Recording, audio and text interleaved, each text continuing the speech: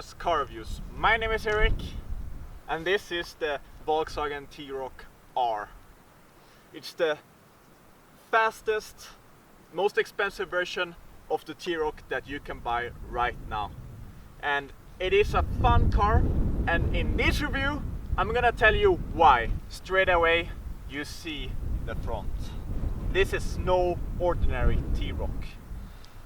It's bigger, it's wider. It is different in a good way. There's blacked out panels and there's the R logo on the left side there.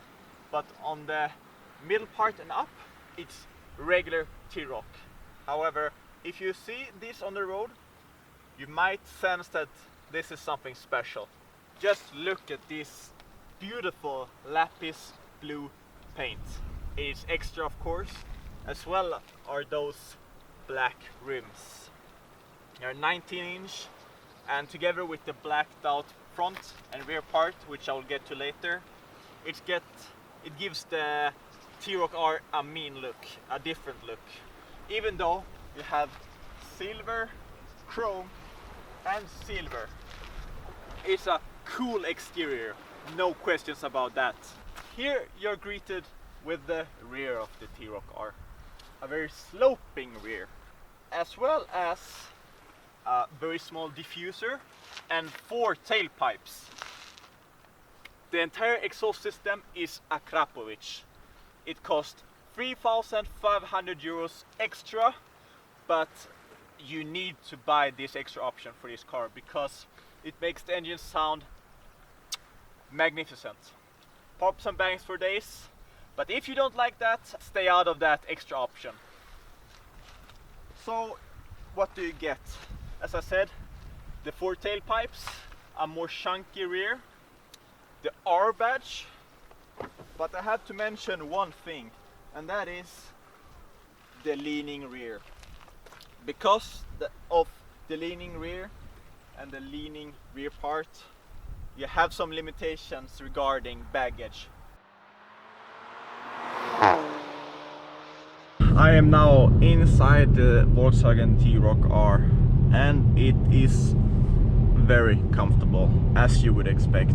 It's a Volkswagen, which means that in Eco and in very normal and Eco gearbox settings, it is like any other car. It's like any other Volkswagen car, and in some ways it feels a bit boring to drive. You don't have that much response from the steering wheel, and it's very light. But that's in Eco mode, that's what you want. You want to be economical. So the throttle response is not very fast, but that's what you want, right? If you switch over to normal, there's some changes.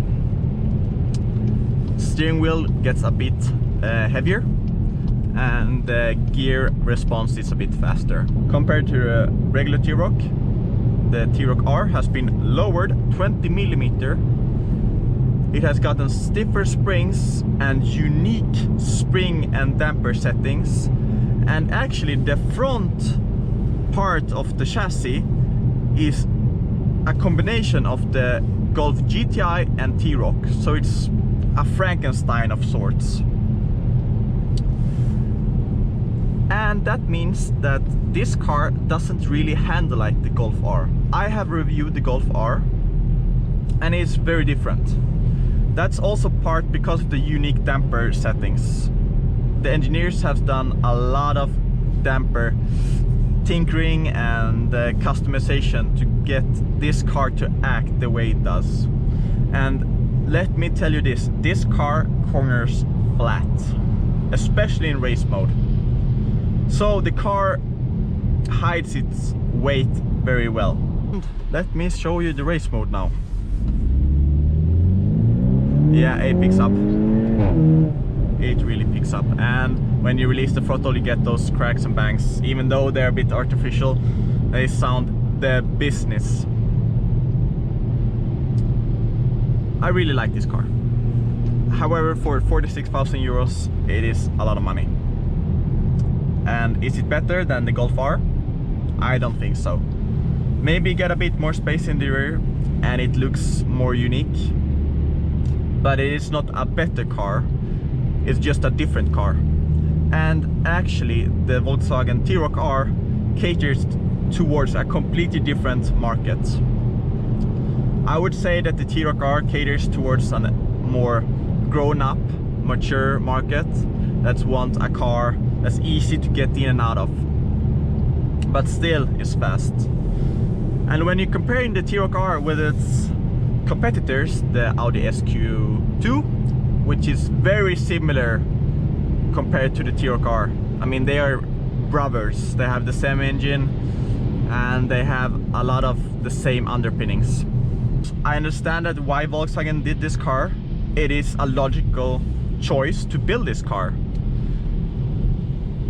I mean, the crossover hype is the highest it's ever been. So I would expect them to build so many cars of this model. And the gear shifts, wow. And the crackles from the rear.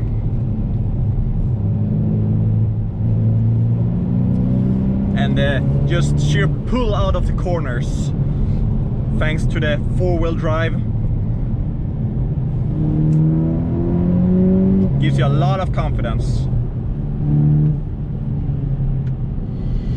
But the higher ride height feels. At some higher speed corners, the higher center of gravity really feels. But from side to side, as I did here, the car is planted. And I'm really impressed by Volkswagen's engineers, how they were able to make this car so confidence inspiring in hard driving or during hard driving. And manual 1, 2, 3. Maybe not the fastest at shifting down, but certainly up to the task. It's the tires that is the true Achilles heel right now.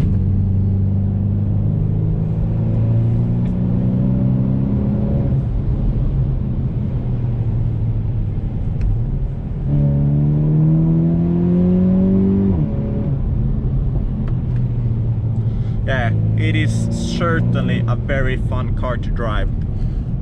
It's the Golf R a bit higher up. You can still feel the confidence and the engine that works so good. The torque is throughout the entire register, and actually the horsepower kicks in at around 3,000, 3,500, which means that it is quite rev hungry, and the boost kicks in pretty hard. But wow.